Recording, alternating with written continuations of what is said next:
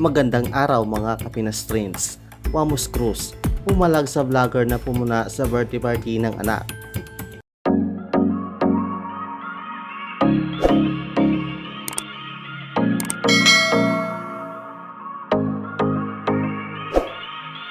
Tila hindi nagustuhan ng social media personality na si Wamos Cruz ang mga komento ni Christian Mark Gray sa first birthday ng kanyang anak.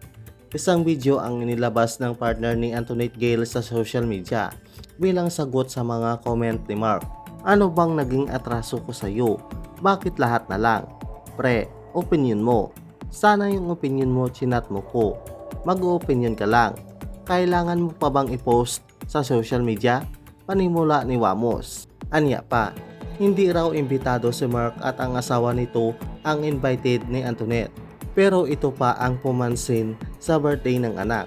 Ang mga pinuna kasi ni Mark ay ang oras ng party na baby mature na ginanap ng gabi. Madalas daw kasi ang children's party ay hapon.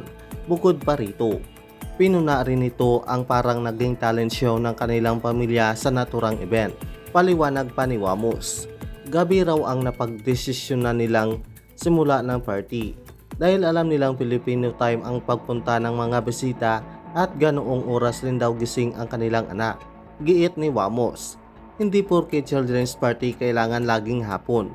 May kanya-kanya tayong gusto kung anong oras natin balak ganapin ang birthday party ng mga anak natin. Sumunod rito ay dinipensahan niya ang naging performance ng kanyang partner na si Antoinette Gale. Yung sayaw ni Antoinette hindi lang para sa inyo, para sa anak namin yon. So ano yung reaction ko doon? Kasi hindi ko rin naman alam na yun ang sasayawin ng asawa ko. Hindi naman kayang mag-hip hop ng asawa ko.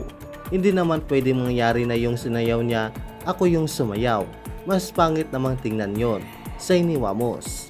Dagdag pa ni Wamos, choice niya yon, kung ano ang gusto niyang sayawin at kung ano ang nasa isip niyo. Wala na po kami doon. Basta ang importante, naglaan ang asawa ko para sa birthday ng anak ko. Humingi naman ng pasyensya si Wamos sa mga taong hindi nagustuhan ang birthday ng anak. Una po sa lahat, kung nadismaya kayo sa sayaw ni Antoinette, humihingi kami ng pasyensya.